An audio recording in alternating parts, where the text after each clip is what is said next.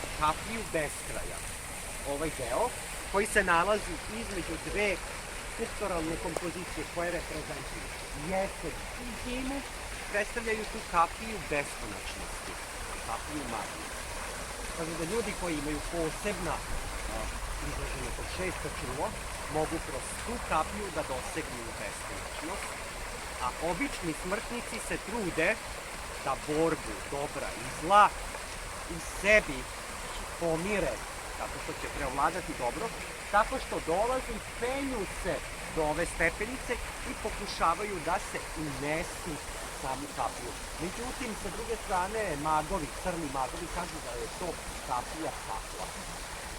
Da ako se prisloni uvo na ovu statую zime, da će se čuti otkuca iz srca i da je ta statua živa i da predstavlja samog Lucifera, a sam ovaj prolaz fontane da predstavlja kapiju pakla.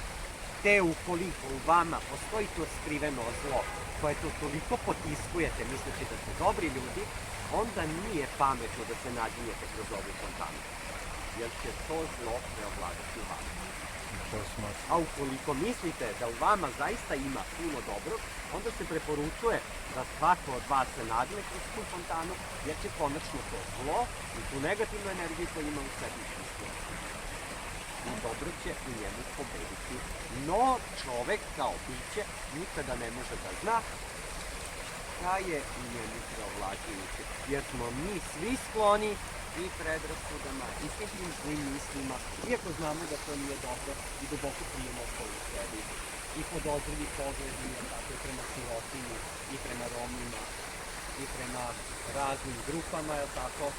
Sve to stoji u nama. Da li to podstiče našu mržnju ili je to samo naš sastavni deo, to je već pitanje same psihologije. Dakle, to je ta borba, odnosno simbolika. Borba od samog postanka čoveka. I njemu